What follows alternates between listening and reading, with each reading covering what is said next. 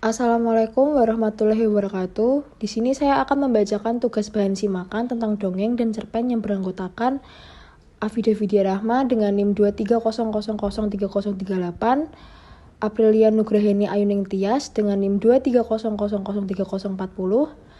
dan Galuh Purnama Puri dengan NIM 230003045, dengan dosen matkul komprehensif lisan Ibu Aryasti Fujiastuti, Magister Pendidikan.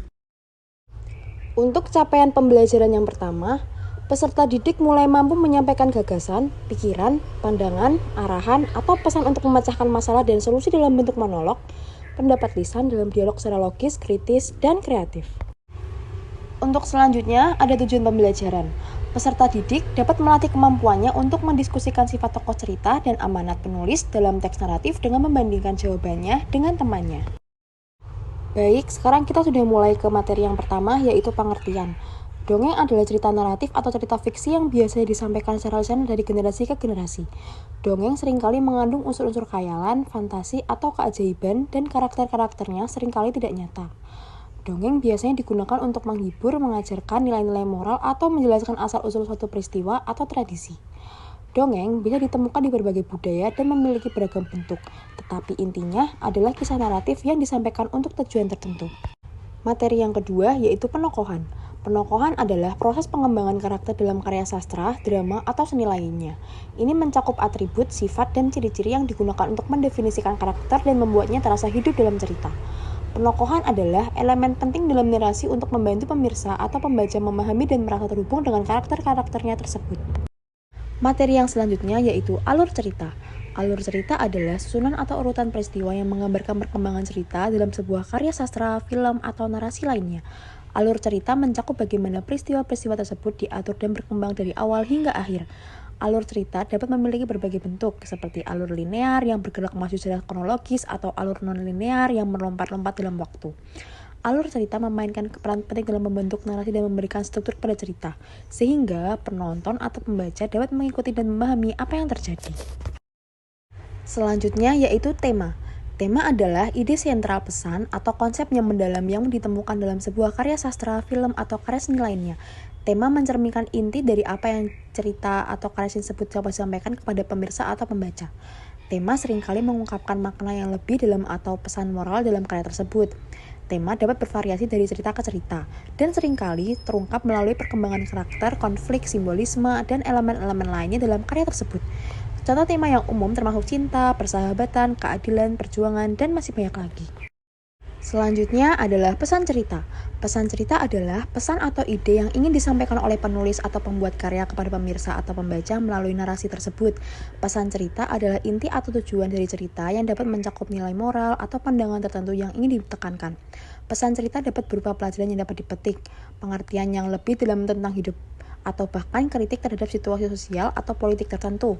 Pesan cerita seringkali terkait erat dengan tema cerita dan dapat muncul melalui perkembangan karakter, alur cerita, atau tindakan yang dilakukan oleh karakter dari kisah tersebut. Di sini kita ada tips menulis dongeng. Yang pertama ada menentukan tokoh, yang kedua menciptakan konflik, yang ketiga menulis dongeng, yang keempat menentukan alur dan setting cerita, yang kelima banyak membaca, dan yang terakhir adalah banyak berlatih. Jadi berikut ini adalah contoh jenis-jenis dongeng. Yang pertama ada fabel, ada mit atau mitos, sage, legenda, dan parabel. Selanjutnya yaitu nilai-nilai moral. Dalam suatu dongeng tidak hanya memuat sebuah cerita saja, tetapi juga ada nilai-nilai moral yang ada di dalamnya. Nilai-nilai moral dalam sebuah dongeng biasanya meliputi nilai kepatuhan, tawakal, keberanian, rela berkorban, jujur, adil, bijaksana, menghormati sesama, bekerja keras, kasih sayang, kerukunan, kepedulian, dan lain-lain. Pada umumnya, sebuah dongeng memang membawa misi dari penulisnya untuk mengedukasi pembaca, terutama anak-anak. Melalui dongeng, diharapkan emosi anak dapat terkendali dan mereka dapat meniru nilai-nilai positif yang termuat dalam dongeng tersebut. Jadi inilah contoh video dongeng yang dibuat oleh saya, Afida Vidya Rahma, dan Galuh Purnama Puri, dan dongeng berjudul Semut dan Belalang. Selamat menyaksikan. Menceritakan dongeng yang berjudul Semut dan Belalang. Selamat menyaksikan. Di musim panas yang hangat dan cerah, sedikit menggoda belalang untuk memainkan biola kesayangannya sambil bernyanyi dan menari. Hampir setiap harinya, itulah yang dilakukan belalang. Ia Tidak terpikir untuk melakukan aktivitas lainnya seperti bekerja atau bersiap untuk mengumpulkan bekal di musim dingin. Sedikit pun tidak pernah terlintas dalam benak belalang bahwa musim panas yang sedang dinikmatinya sekarang sudah akan berakhir. Musim panas yang membuatnya ceria sudah akan berganti ke musim dingin, di mana hujan akan turun dengan lebat disertai suhu udara yang sangat rendah. Di saat belalang yang sedang asiknya bermain biola, dia melihat semut yang sedang giat melewati rumahnya. Belalang yang masih riang tersebut ingin mengajak semut bermain bersama, dan semut pun diundangnya untuk bersenang-senang ke kediaman belalang. Di saat belalang yang sedang asiknya bermain biola, dia melihat semut yang sedang giat melewati rumahnya. Tak disangka belalang, ternyata semut menolak undangan belalang. Dengan santun, semut pun berkata pada belalang, "Maaf belalang, aku masih ingin bekerja untuk bekal di musim dingin. Aku harus mengumpulkan cadangan makanan yang banyak, serta memperbaiki tempat tinggal agar lebih hangat." Berhentilah memikirkan hal yang tidak penting, semut. Mari kita bernyanyi dan bersenang-senang. Ayolah, nikmati hidup kita. Sanggah belalang. Belalang pun masih dengan kebiasaannya bersenang-senang tanpa memikirkan apapun. Tidak disangka, musim panas berakhir jauh lebih cepat daripada biasanya. Belalang yang terbiasa gembira, lantas panik bukan main.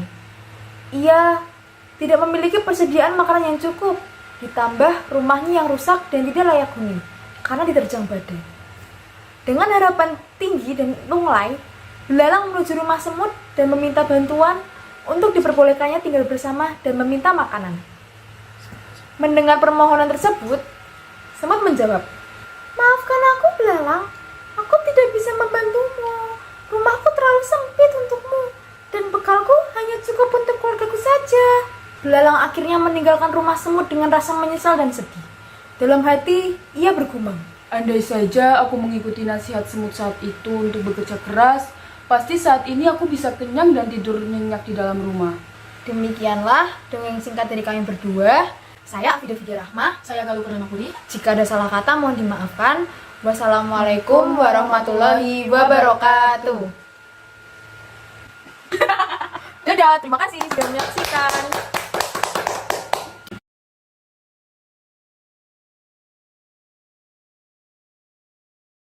Baiklah, sekarang kita sampai di kesimpulan. Kesimpulan dari dongeng tersebut adalah, dongeng adalah cerita naratif atau cerita fiksi yang biasanya disampaikan secara lisan dari generasi ke generasi. Dongeng seringkali mengandung unsur-unsur khayalan, fantasi, atau keajaiban, dan karakter-karakternya seringkali tidak nyata. Dongeng biasanya digunakan untuk menghibur, menghasilkan nilai moral, atau menjelaskan asal-usul peristiwa atau tradisi. Nilai-nilai moral dalam dongeng. Dalam suatu dongeng tidak hanya membuat sebuah cerita saja, tetapi juga ada nilai-nilai moral di dalamnya. Nilai-nilai moral dalam sebuah dongeng biasanya meliputi nilai kepatuhan, tawakal, keberanian, rela berkorban, jujur, adil, bijaksana, menghormati sesama, bekerja keras, kasih sayang, kerukunan, kepedulian, dan lain-lain. Belalang akhirnya meninggalkan rumah semut.